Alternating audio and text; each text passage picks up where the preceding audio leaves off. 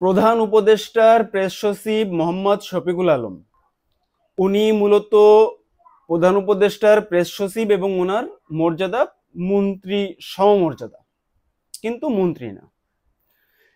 খুব সম্প্রতি ওনার একটা উক্তি আমার সামনে এসেছে, যেটার একটু যুক্তি খণ্ডন করার জন্য আমি আপনাদের সামনে এসেছি। উক্তিটা ছিল এমন, তাকে প্রশ্ন করা হয়েছে যে অন্তর্বর্তীকালীন সরকার কি দেশের সবকিছু বা সব ধরনের কার্যক্রম পরিচালনা করতে পারে, বা আপনাদের কি সেই ম্যান্ডেট আছে? প্রতি উত্তরে মোহাম্মদ শফিকুল আলম বলেন যে আমাদের বা অন্তর্বর্তীকালীন সরকারের যে কোনো কিছু করার ম্যান্ডেট আছে, এবং উনার ক্ষমতার বা উনার মন্ত্রী পরিষদের ক্ষমতার লেভেল ব্যাখ্যা করার জন্য উনি আর্টিকেল 106-এর রেফারেন্স টেনেছেন। খুব ভালো কথা।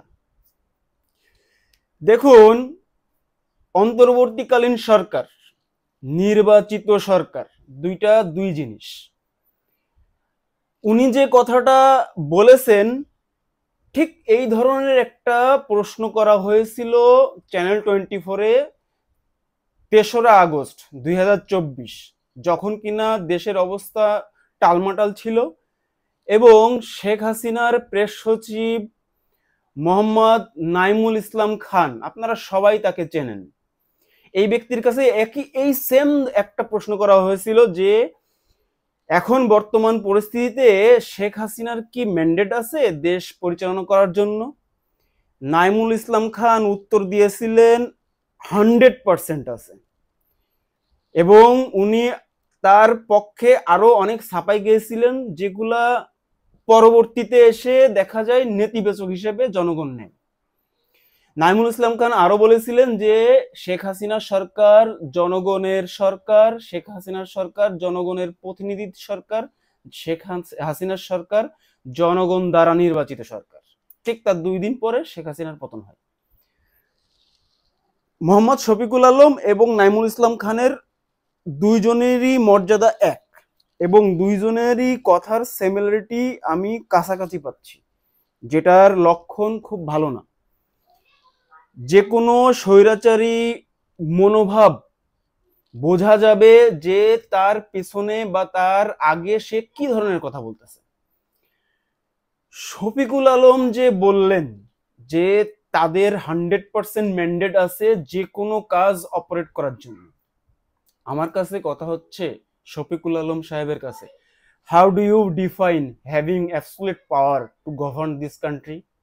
আপনাকে এই পাওয়ারটা কে দিয়েছে?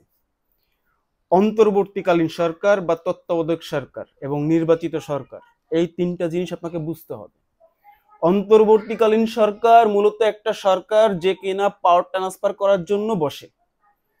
হ্যাঁ, পাওয়ার ট্রান্সফার করার জন্য প্রয়োজনীয় যে কর্মকাণ্ড করতে হয়, যেমন নির্বাচন কমিশনের সংস্কার, ভোটার তালিকা হালনাগাদ, বা যদি এর সংশ্লিষ্ট কোনো ধরনের আইনি জটিলতা থাকে সেগুলো সংস্কার করতে হয়, এবং প্রত্যেকটা রাজনৈতিক দলের সাথে আলোচনায় বসতে হয়, তাদের সাথে আলোচনা করে সলা পরামর্শ করে সিদ্ধান্ত অনুযায়ী সেই কাজগুলো মেনে বাস্তবায়ন করতে হয়।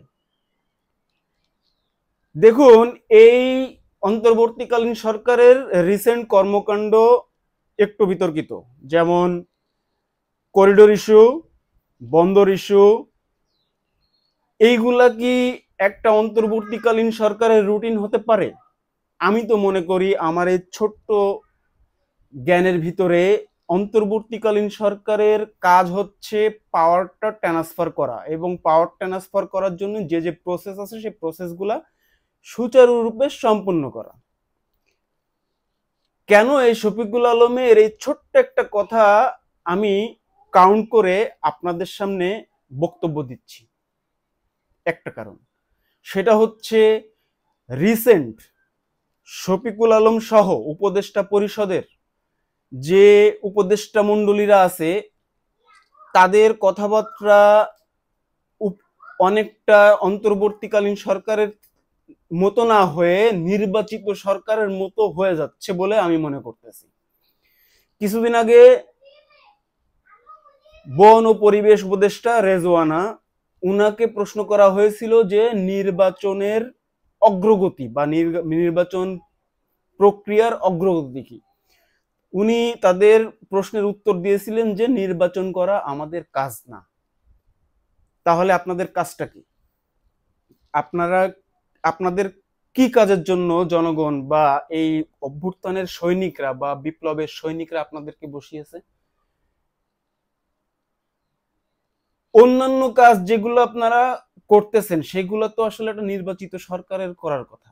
আর আপনাদের যেটা করার কথা সেটা হচ্ছে পাওয়ার ট্রান্সফার করার জন্য যে যে কর্মকাণ্ড সম্পাদন করার দরকার সেগুলো করা। কিন্তু আপনারা ঠিক করতেছেন ওর উল্টোটা। দেখুন, ডক্টর মোহাম্মদ ইউনূস খুবই সম্মানী একজন মানুষ, খুবই সজ্জন একজন ব্যক্তি। ওনার সম্মানের কোনো ঘাটতি নাই। উনি যদি বাংলাদেশের প্রধান উপদেষ্টা নাও হয় তারপরে ওনার সম্মানের কোনো ঘাটতি নাই। ওনার বিগ পসিবিলিটি রয়েছে। উনি যদি ইন্টারন্যাশনাল এনভায়রনমেন্টে যে কাজ করে ওনার জাতিসংঘের মহাসচিব হওয়ারও সম্ভাবনা আছে। এই যে একটা ব্যক্তি ডক্টর মোহাম্মদ ইউনূস, ইনার আশেপাশে সব উপদেষ্টা না, কতিপয় উপদেষ্টা যাদের কার্যক্রম বলে দিচ্ছে যে খুব শীঘ্রই ডক্টর মোহাম্মদ ইউনূসের সরকারকে এই উপদেষ্টাগুলা বিপদে ফেলতে পারে। ঠিক যেমন শেখ হাসিনার সরকারকে বিপদে ফেলানোর জন্য এই নাইমুল ইসলাম খানের মতো সাংবাদিক, কিছু ব্যবসায়ী গোষ্ঠী, কিছু অটো বেনিফিশিয়ারি মন্ত্রী যেমন সালমান এফ রহমান, এদের অতি স্বেচ্ছাচারিতার কারণেই শেখ হাসিনা তাদের দ্বারা প্রভাবিত হয় এবং বাংলাদেশ আওয়ামী লীগের মতো এত বড় একটা ঐতিহ্যবাহী দলকে পুরোপুরি নিঃশেষ বা ধ্বংস করে দিয়ে তারপরে তারা ক্ষান্ত হয়েছে।